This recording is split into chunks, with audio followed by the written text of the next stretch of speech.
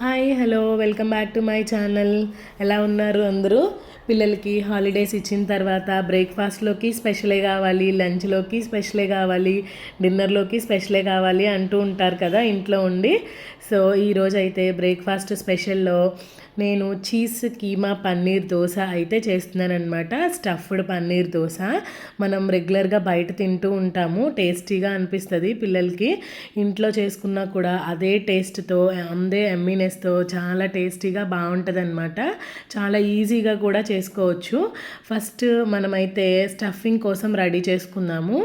ఒక ప్యాన్లో కొంచెం ఆయిల్ వేసుకొని దాంట్లో బారుగా కోసిన ఉల్లిపాయలు, కోసిన క్యాప్సికమ్ కూడా వేసుకున్నాను. నేనైతే ఇక్కడ క్యారెట్ అవాయిడ్ చేశాను, క్యారెట్ ఇష్టం ఉన్న వాళ్ళు వేసుకోవచ్చు అనమాట.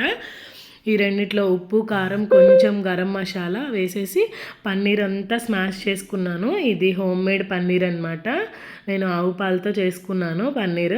క్యూబ్స్ లాగా కాకుండా ఇలా చిన్న చిన్న ఇలా పిసికేస్తే అనమాట చిన్న చిన్నగా అయిపోతుంది కీమా టైప్లో ఆ పన్నీర్ కూడా వేసి ఒక 10 నిమిషాలు మంచిగా వేగనిచ్చిన తర్వాత ఉప్పు కారం మనకి సరిపడినంత వేసుకోవచ్చు అనమాట. పిల్లలు తింటున్నారు కాబట్టి కొంచెం తక్కువగా వేశాను.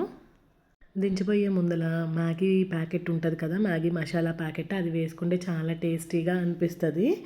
ఇంకా దోశ అయితే నేను పెనంలో పోసేసానమాట. పెద్ద దోశ వస్తుంది. ఇది ఐరన్ కడాయి కాబట్టి చాలా మంచిగా పెద్ద దోశ వేసానమాట.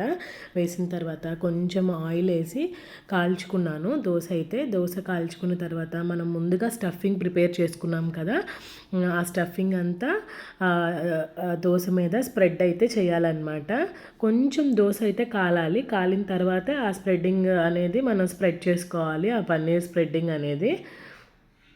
నేను ఇక్కడ వీడియోలో చూపిస్తున్నట్టుగా అప్పుడు వేసుకున్నాను. కొంచెం దోశ కాలిన తర్వాత ఈ పన్నీర్ స్టఫింగ్ అయితే దోశ పైన వేసేసాను. ఇది వన్ సైడే కాలుతుంది. ఇంకా కొంచెం వేసినాక పైన చీజ్ అయితే నేను ఇలా గ్రేడ్ చేసి చీజ్ అయితే వేసుకుంటున్నాను. అది వేయంగానే చీజ్ కొంచెం మెల్ట్ అవ్వటం స్టార్ట్ అవుతుంది అనమాట. ఎందుకంటే అప్పటికే హాట్గా ఉంటుంది కదా అనేసి ఇంకా వేసేసిన తర్వాత అటు ఇటు కాల్చుకొని మడత పెట్టుకొని కూడా అటు ఇటు కాల్చుకుంటే పిల్లలు అసలు బయట తిన్నట్టే ఫీల్ అవుతారనమాట. చాలా టేస్టీగా ఉంది అని, దట్టు మనం ఇంట్లో చేసుకున్న పన్నీర్తో కాబట్టి హ్యాపీగా తినచ్చు. మంచి ప్రోటీన్ ఫుడ్ అనమాట. దీనికి కాంబినేషన్ పల్లీ చట్నీ. నేను శనగపప్పు లేకుండా ఉట్టి పల్లీలతోనే చేశాను చట్నీ. చాలా టేస్టీగా ఉంది. Thank you for watching.